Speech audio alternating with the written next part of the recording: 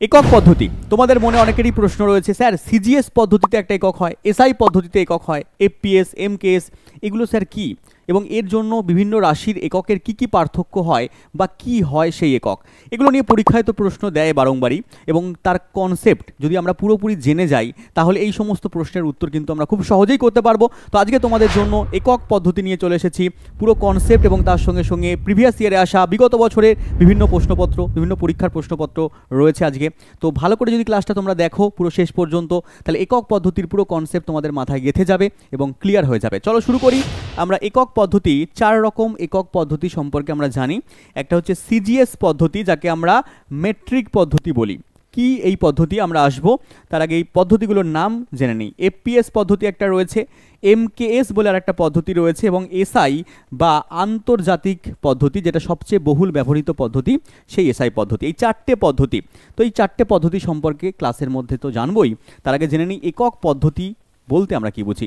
একক পদ্ধতি বলতে তুমি কোনো একটা দোকানে গেলে, তুমি যখন চাল কিনতে যাবে বা ডাল কিনতে যাবে, তখন তুমি কিলোগ্রামে বলবে, গ্রামে বলবে, দাদা আমাকে 1 কিলো চাল দিন, আমাকে 2 কিলো চাল দিন। তুমি যখন ডাল কিনতে গেলে তুমি বলবে, স্যার আমাকে 100 গ্রাম ডাল দিন, আমাকে 200 গ্রাম ডাল দিন।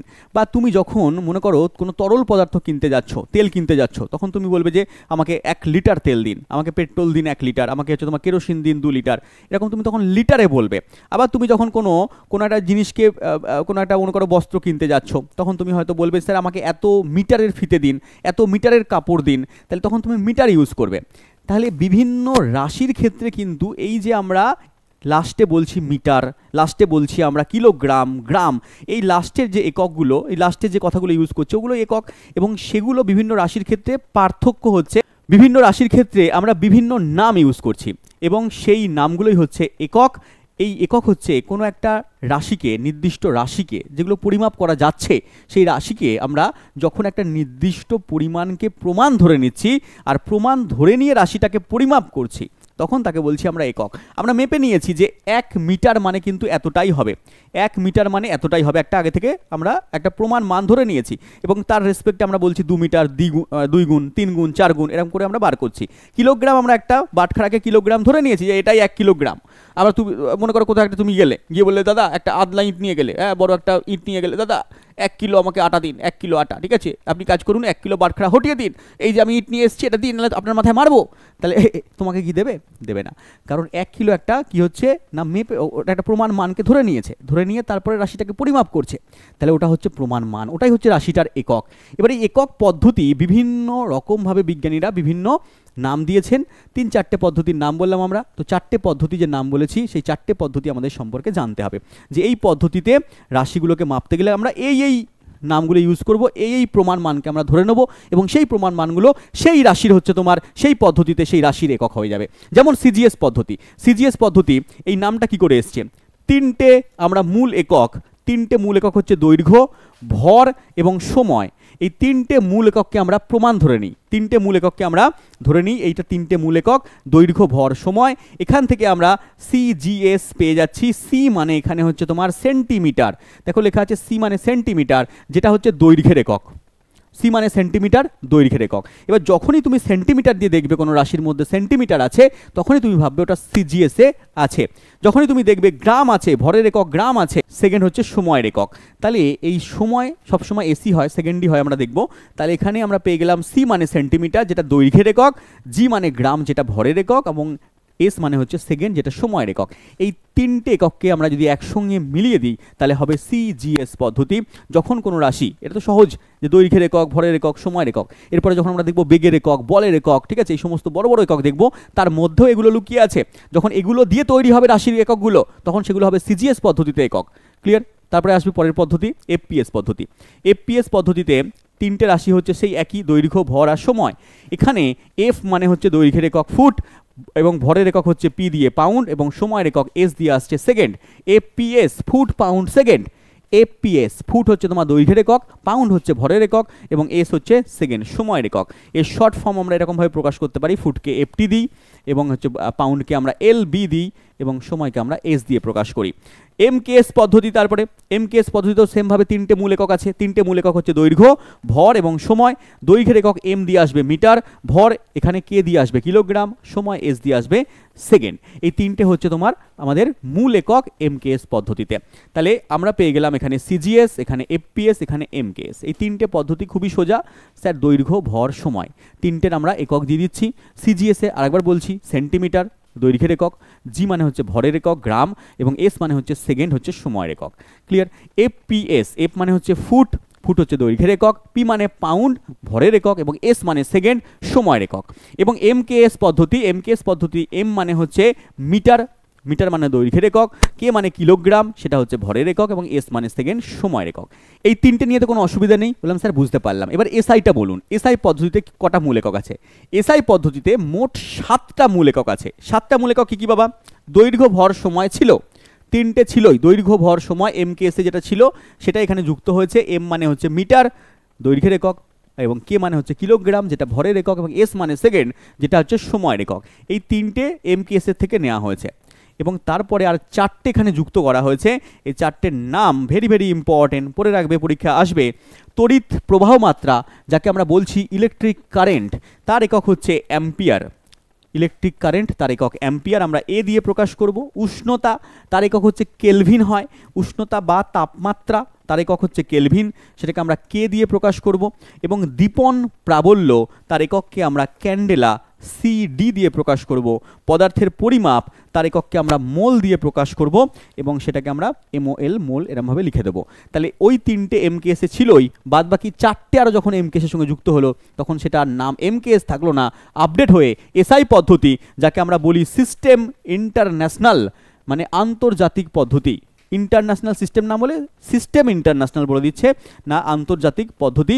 মোট 7টা এখানে মূল একক পাওয়া যাচ্ছে, নামগুলোকে তোমরা স্ক্রিনশট তুলে নিতে পারো। এবার আসছি, এই 7টা মূল এককের সঙ্গে এসআই পদ্ধতিতে আরও 2টো সহায়ক একক আছে। বলে কি কি স্যার?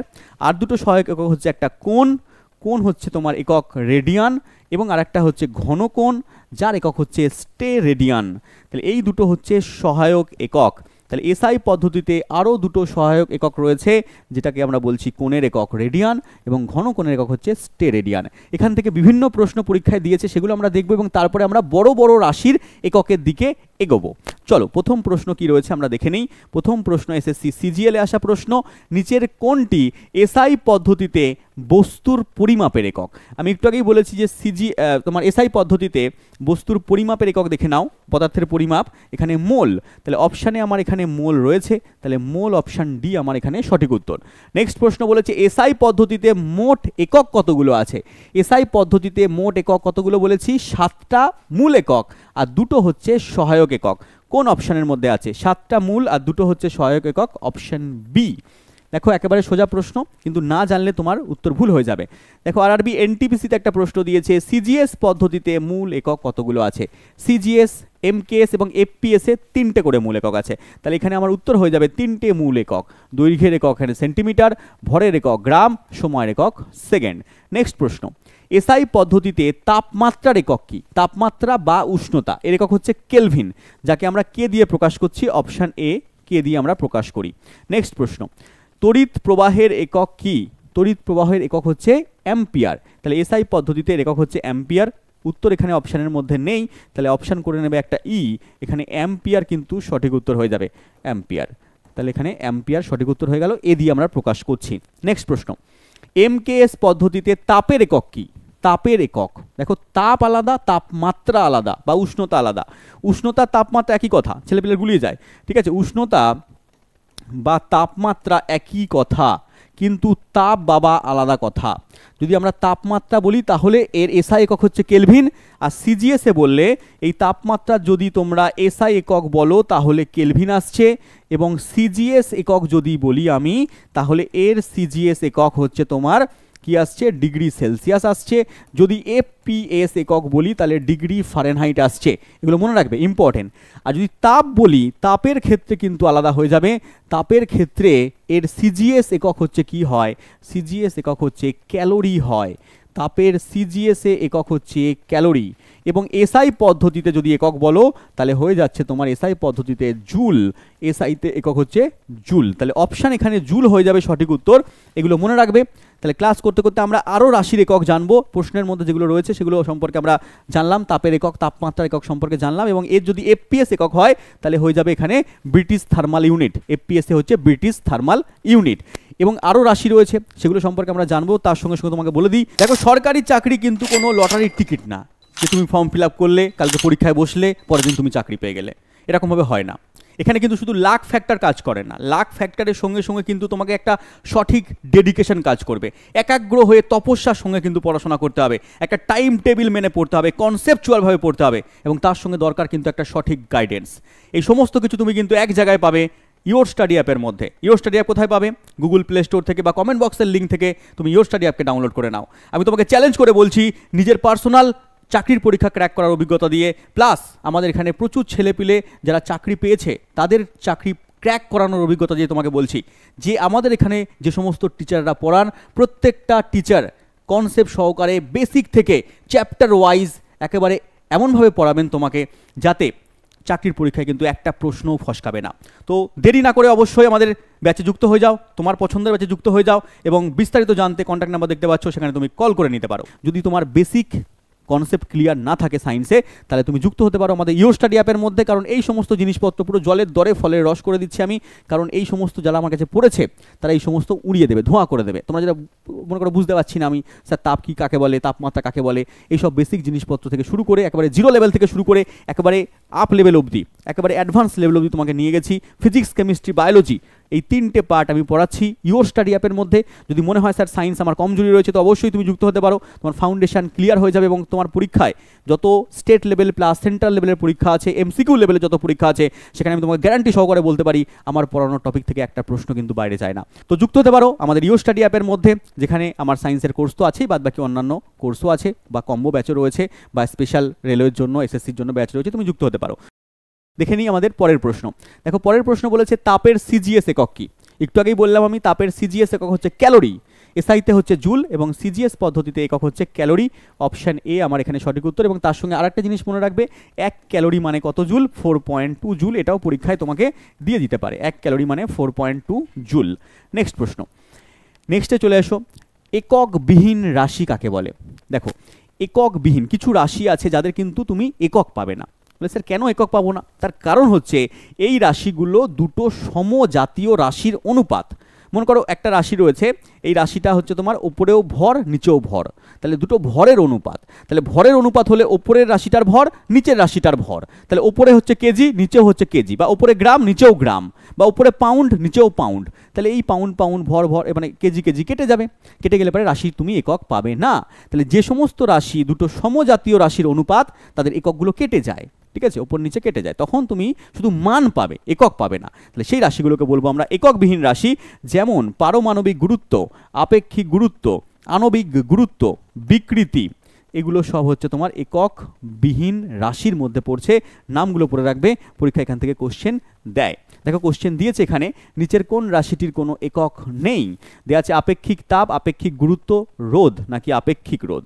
অপশন বি আপেক্ষিক গুরুত্ব সঠিক উত্তর হয়ে যাবে। নেক্সট চলে এসো, দ্রাব্যতার একক কি?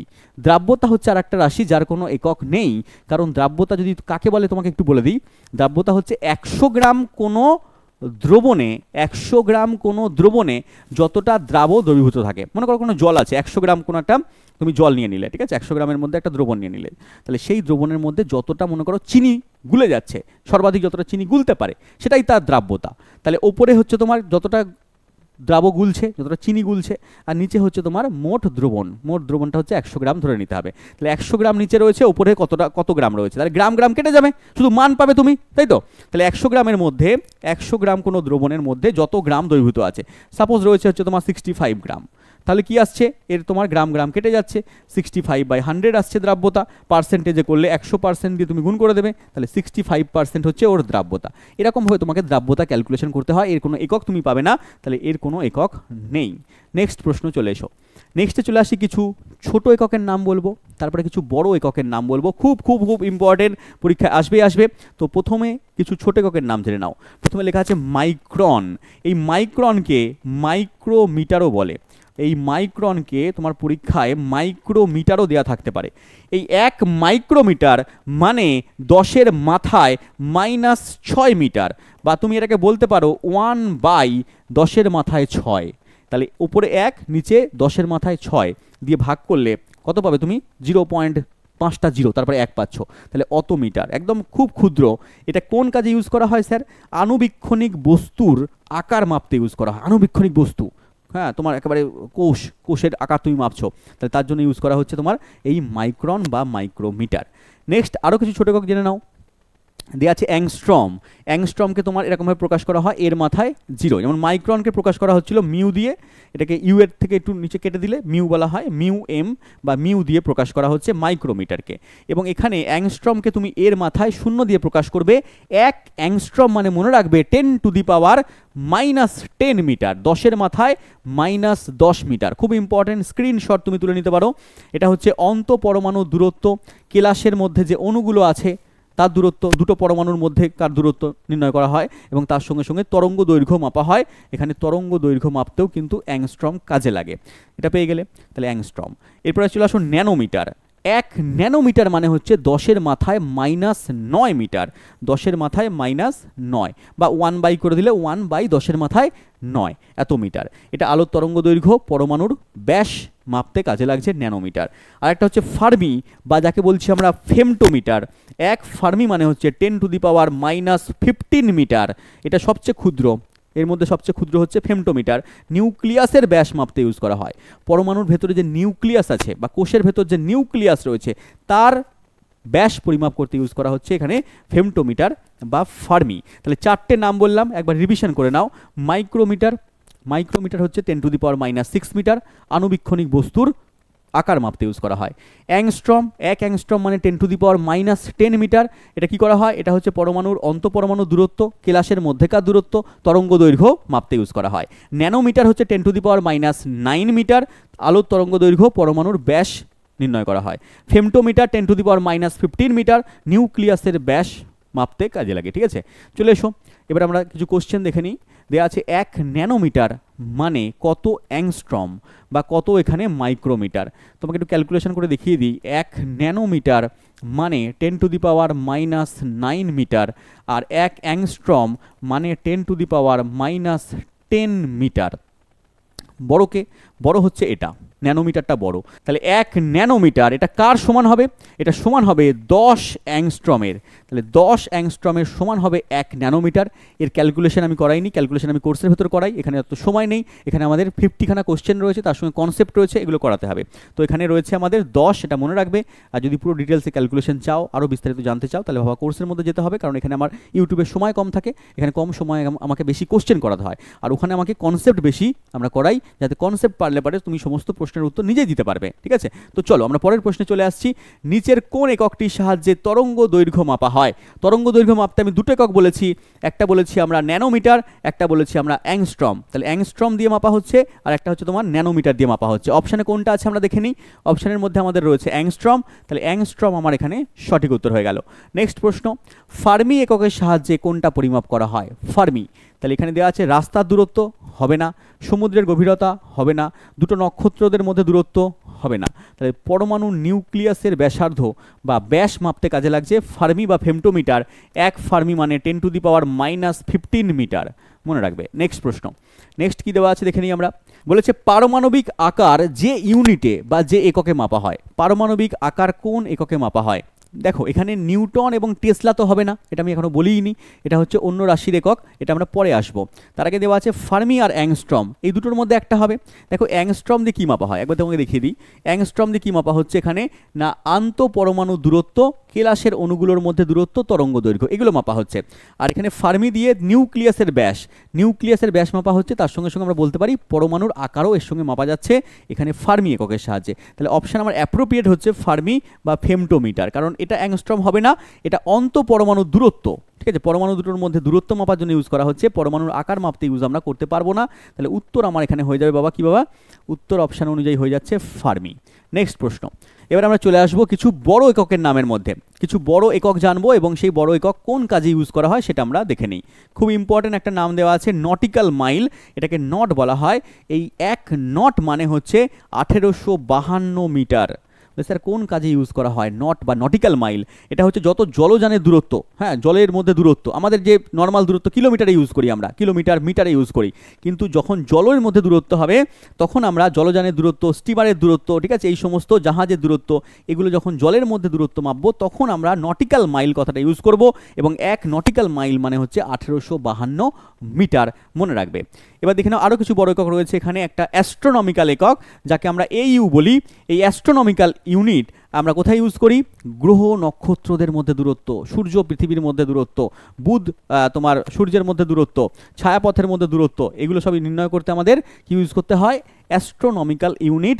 এই অ্যাস্ট্রোনমিক্যাল ইউনিটের মান 1.496 ইন্টু 10⁻11 মিটার। তাহলে 1.496 ইন্টু 10�11 মিটার। এটাকে যদি তুমি কিলোমিটারে বলতে চাও তাহলে সেটাও মনে রাখবে 1.496 ইন্টু 10⁸ কিলোমিটার হয়ে যাবে, 10⁸ কিলোমিটার, ঠিক আছে। আলোকবর্ষ আর একটা বড় একক রয়েছে, এটাও আমাদের নক্ষত্রদের মধ্যে দূরত্ব মাপতে ইউজ করা হচ্ছে, গ্রহ নক্ষত্রদের মধ্যে দূরত্ব মাপতে। সবকটাই বড় একক, সবকটার ক্ষেত্রে আমরা গ্রহ নক্ষত্রদের দূরত্ব, ছায়াপথের দূরত্ব এইসব করতে আমরা ইউজ করি। 1 আলোকবর্ষ মানে মনে রাখবে 9.46 ইন্টু 10⁻12, 10-এর মাথায় 12 কিলোমিটার। আর এটাই যদি মিটারে বলি আমরা তাহলে 9.46 ইন্টু 10-এর মাথায় 15 মিটার, ঠিক আছে। কারণ আমরা জানি 1000 মিটার মানে হচ্ছে 1 কিলোমিটার, ওই জন্য 3টে এখানে মান কমে যাবে, ঠিক আছে। 10-এর মাথায় এখানে দেখো 12 ছিল, 3টে কমে গেল, বা এখানে দেখো 8 ছিল, এখানে 3টে বেড়ে গেল মিটারে গিয়ে। তাহলে এখানে 15 ছিল, এখানে কি হয়ে গেল, কিলোমিটারে গিয়ে 12 হয়ে গেল। এখানে দেখো 11 ছিল, কিলোমিটারে গিয়ে 8 হয়ে গেল, কমে যাচ্ছে, ঠিক আছে। তাহলে এখানে মনে রাখবে 1000 মিটার মানে 1 কিলোমিটার, এই জন্য এরকম করা হয়েছে। পারসেক হচ্ছে দূরত্ব মাপার সবচেয়ে বড় একক। দূরত্ব মাপার বা দৈর্ঘ্য মাপার সবচেয়ে বড় এককের নাম যদি পরীক্ষায় জিজ্ঞেস করে, পরীক্ষায় দিয়েছে সবচেয়ে বড় একক, তাহলে তুমি কি বলবে না পারসেক বলে দেবে। 1 পারসেক মানে 3.26 লাইট ইয়ার, 3.26 আলোকবর্ষ। আলোকবর্ষ কি? আলোকবর্ষটা বলে দিই তোমাকে। আলোকবর্ষ মানে হচ্ছে তোমার আলো 1 বছরে যতটা দূরত্ব অতিক্রম করে, আলো 1 বছরে যতটা দূরত্ব অতিক্রম করে তাকে বলছি আমরা 1 আলোকবর্ষ। আর সেই আলোকবর্ষের 3.26 গুণ হচ্ছে পারসেক। পারসেক তাহলে আলোকবর্ষের চেয়েও বড়। এবং এটা যদি আমি মিটারে বলি 3.08 ইন্টু 10⁻16 মিটার। আর যদি আমরা এটাকে কিলোমিটারে বলি তাহলে 3 কমে যাবে, 3.08 ইন্টু 10⁻13 কিলোমিটার হয়ে যাবে সঠিক উত্তর। এগুলো আমাদের সবগুলোই ছায়াপথের দূরত্ব, নক্ষত্রদের মধ্যে দূরত্ব, এগুলো করতে ইউজ করা হয়। ভালো করে স্ক্রিনশট তুলে নেবে, এখান থেকে প্রশ্ন পরীক্ষায় দিয়েছে। দেখে নিই আমরা প্রথম প্রশ্ন কি দিয়েছে। আলোকবর্ষ কিসের একক?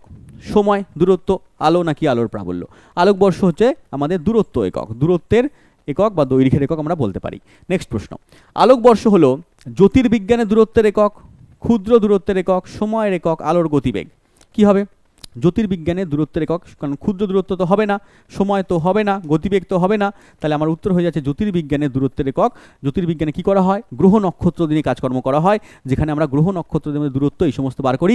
তাহলে অপশান এ কিন্তু আমার এখানে ঠিক উত্তর। নেক্সট প্রশ্ন, পারসেক হলো 1 পারসেক মানে কত আলোকবর্ষ? দূরত্ব মাপার সবচেয়ে বড় একক পারসেক, আর 1 পারসেক মানে 3.26 লাইট ইয়ার বা আলোকবর্ষ। নেক্সট প্রশ্ন, 1 আলোকবর্ষ নিচের কোনটার সমান? কিসে দেওয়া আছে? 3 into 10⁻10 metre, 9.46 into 10⁻13 metre, 9.46 into 10⁻12 metre, 9.46 into 10⁻15 metre. কোনটা সঠিক উত্তর হবে? অপশান ডি সঠিক উত্তর হবে, 9.46 ইন্টু 10⁻15 মিটার। একবার তুমি দেখে নাও 1 আলোকবর্ষ মানে কত মিটার। 1 আলোকবর্ষ মানে 9.46 ইন্টু 10⁻15 মিটার। মানগুলো কিন্তু মনে রাখতে হবে, পরীক্ষায় কোশ্চেন দিয়েছে এবং আবারও এই সমস্ত প্রশ্ন রিপিট হবে। চলো, এদের মধ্যে দৈর্ঘ্যের একক নয় কোনটা? দৈর্ঘ্যের একক নয়, দেখো তুমি অপশান যদি এলিমিনেট করতে পারো সেখান থেকেও অ্যান্সার বার করতে পারো। দেখো আলোকবর্ষ, মাইক্রন, অ্যাস্ট্রোনমিক্যাল ইউনিট, আলোকবর্ষ দিয়ে দৈর্ঘ্য মাপা হচ্ছে, গ্রহ নক্ষত্রদের মধ্যে দূরত্ব। হ্যাঁ, মাইক্রন, মাইক্রন মানে 10⁻⁶ মিটার বলেছিলাম, এটাও দৈর্ঘ্যের একক, ক্ষুদ্র একক। এইউ অ্যাস্ট্রোনমিক্যাল একক, সেটা হচ্ছে দূরত্ব মাপা হচ্ছে, বড় দূরত্ব মাপা হচ্ছে। কিন্তু রেডিয়ান এখানে হবে না, রেডিয়ান দিয়ে কী করা হয় না কোণ মাপা হয়, তাহলে কোণের একক হচ্ছে রেডিয়ান, কোণের একক হচ্ছে কি বাবা রেডিয়ান, আর ঘনকোণ হচ্ছে স্টেরেডিয়ান। প্রথমেই বলেছি এসআই পদ্ধতিতে দুটো সহায়ক একক কোণ এবং ঘনকোণ, কোণের একক রেডিয়ান আর ঘনকোণের একক হচ্ছে স্টেরেডিয়ান। নেক্সট, আলোকবর্ষ হলো, দেখো এখানে আলোকবর্ষ কি হবে, শূন্যস্থানে আলো 1 বছরে যে দূরত্ব অতিক্রম করে, কোথায় অপশানে আছে, তাহলে এখানে দেওয়া আছে শূন্যস্থানে আলো 1 বছরে যে দূরত্ব অতিক্রম করে, অপশান নাম্বার সিতে দেওয়া আছে, অপশান সি আমার সঠিক উত্তর। নেক্সট প্রশ্ন, কিসের বেগ মাপার জন্য নটিক্যাল মাইল প্রতি ঘন্টা ইউজ করা হয়? যখনই নটিক্যাল মাইল চলে আসবে তখনই তুমি ভাববে এটা কোনো জলযানের দূরত্ব মাপার জন্য, বেগ মাপার জন্য ইউজ করা হচ্ছে। বুলেট ট্রেন হবে না, চিতাবাঘ হবে না, ম্যাগলেভ হবে না, তাহলে অপশান নাম্বার বি জাহাজ হয়ে যাবে সঠিক উত্তর। ক্লিয়ার? নেক্সট প্রশ্নে চলে এসো।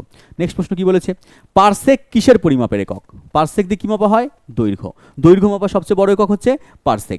1 পারসেক মানে কত? 3.26 লাইট ইয়ার। এটা যদি মিটারে বা কিলোমিটারে বলা হয়, কত মিটার হবে বা কত কিলোমিটার হবে, কমেন্টের মধ্যে তুমি আমাকে বলবে 1 পারসেক মানে কত মিটার বা কত কিলোমিটার। নেক্সট প্রশ্ন, এবার চলে এসো, কিছু রাশি রয়েছে ইম্পর্টেন্ট রাশি, তাদের একক এখানে দেওয়া আছে। আমি এখানে এককগুলোর নাম বলে দিচ্ছি, ডিরাইভ আমি এখানে করছি না, ডিরাইভ আমি কোর্সের ভেতরে করাই সমস্ত রাশির একক কীভাবে এসেছে, কারণ এখানে সময় কম। এখানে এগুলো জেনে নাও, স্ক্রিনশট তুলে নাও, রাশিগুলো ইম্পর্টেন্ট, ঠিক আছে? আর যদি জানতে হয় বিস্তারিতভাবে তাহলে বাবা কোর্সের ভেতর যেতে হবে, কিছু আমার এখানে করার নেই। এখানে রাশির নাম জানো, সিজিএস এসআই একক জেনে নাও।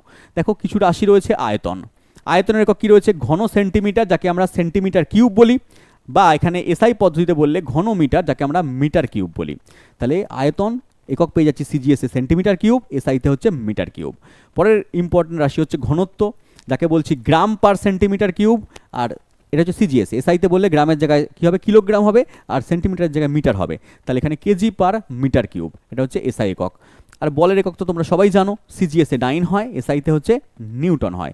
সিজিএসে ডাইন, এসআইতে হচ্ছে নিউটন। এই অ্যাকচুয়ালি কিন্তু ডাইন নিউটন বিজ্ঞানীর নাম অনুসারে দেওয়া আছে, এর মধ্যেও কিন্তু মূল এককগুলো লুকিয়ে আছে।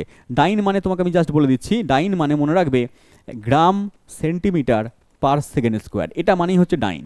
আর নিউটন মানে কি হয়? নিউটন মানে হচ্ছে KG metre per second square.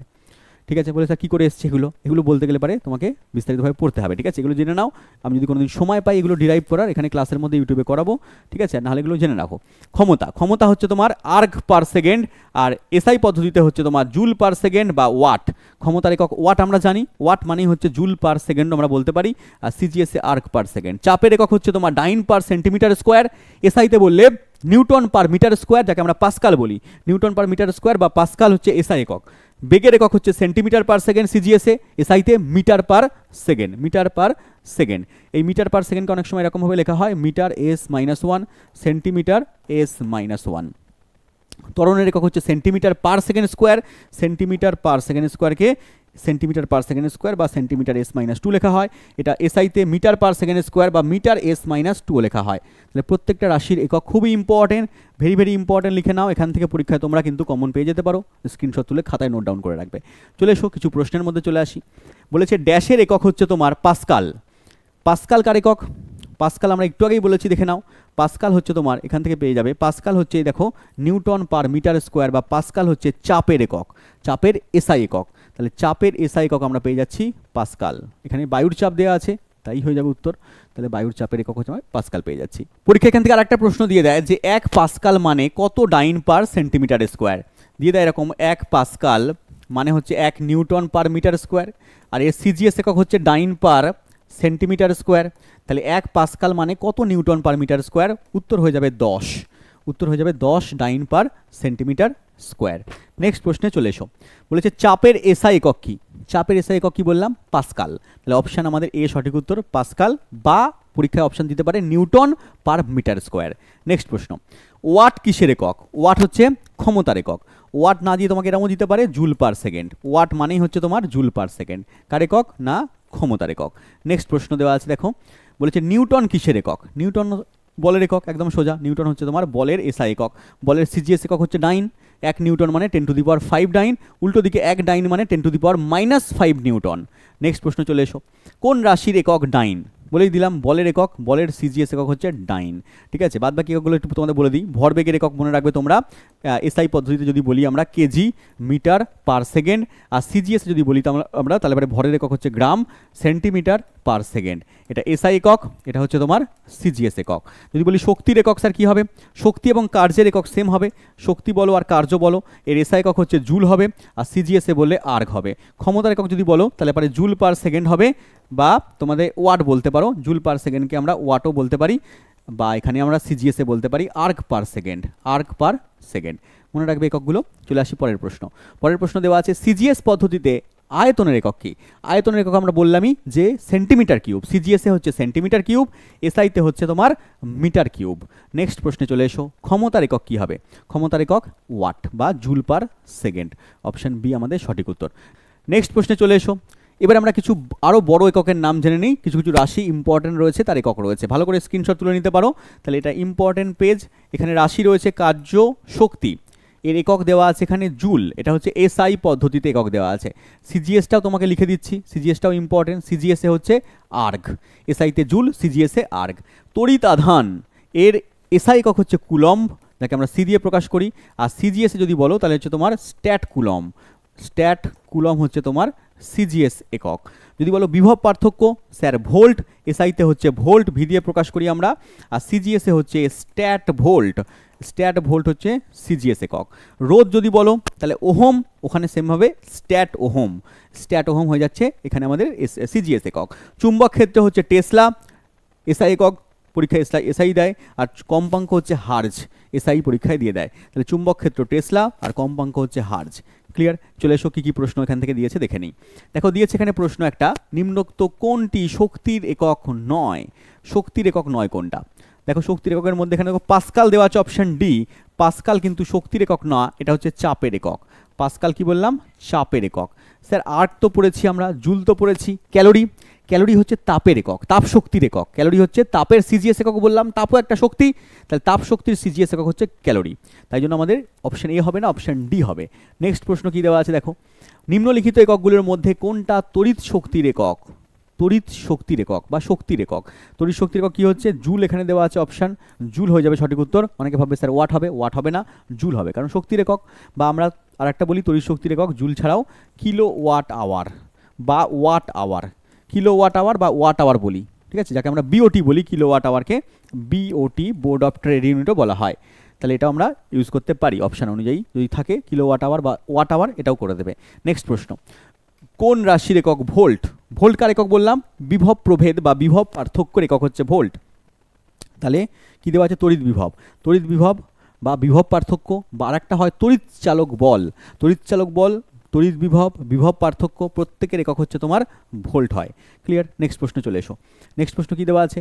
কম্পাঙ্কের একক কী? কম্পাঙ্কের একক হচ্ছে হার্জ, অপশান নাম্বার সি, কম্পাঙ্কের একক হার্জ। নেক্সট প্রশ্ন দেওয়া আছে এখানে, রোধের এসআই একক সঠিকভাবে প্রকাশিত হয় কোনটির দ্বারা?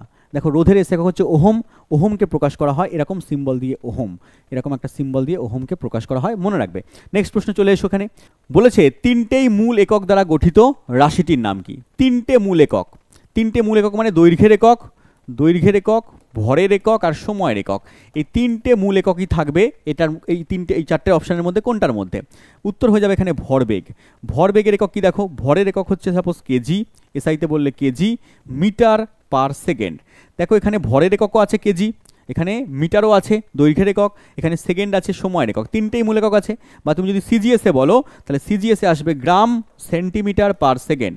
ভরের এককও আছে, দৈর্ঘ্যের এককও আছে এবং সময়ের এককও আছে, তিনটেই মূল একক, তিনটে মূল একক দিয়ে তৈরি হচ্ছে ভরবেগ। অপশান নাম্বার ডি আমার এখানে সঠিক উত্তর হয়ে গেল। আজকে আমরা কনসেপ্ট পড়লাম ইউনিট সিস্টেমের ওপরে, কনসেপ্ট দেখলাম একক কাকে বলে, একক পদ্ধতি যেগুলো রয়েছে সিজিএস, এফপিএস, এমকেএস, এসআই পদ্ধতি দেখলাম। তারপরে আমরা দেখলাম কিছু বড় একক, কিছু ছোট একক, ক্ষুদ্র একক, কিছু বৃহৎ এককের নাম, তাদের মধ্যে সম্পর্ক আমরা দেখলাম। তার সঙ্গে সঙ্গে ইম্পর্টেন্ট আমি এখানে কিছু একক দিয়েছি যেগুলো পরীক্ষায় খুব বারংবার আসে, সেই ইম্পর্টেন্ট রাশিগুলো, তাদের এককগুলো সম্পর্কে আমরা জানলাম এবং সেখান থেকে প্রশ্ন আমরা দেখলাম। এছাড়াও অন্যান্য রাশির আরও একক রয়েছে, সেগুলো সম্পর্কে তোমাকে পড়তে গেলে বেসিক থেকে পড়তে হবে। যদি আমার সঙ্গে পড়তে হয় তোমাকে ইওর স্টাডি অ্যাপে যেতে হবে, এবং আমি যদি কোনো সময় পাই এখানে আমি আরও অন্যান্য রাশির এককগুলো নিয়ে আসবো। আজকে যে ক্লাস এককগুলো করালাম সেগুলো মোস্ট ইম্পর্টেন্ট, এগুলো পরীক্ষায় বারংবার দিয়েছে, তো এগুলো ভালো করে পড়ে রাখবে। এখান থেকেও তুমি পরীক্ষায় কিন্তু কমন পেতে পারো। দেখা হচ্ছে পরের ক্লাসে, ততক্ষণ ভালো থেকো। Thank you, Jai Hind.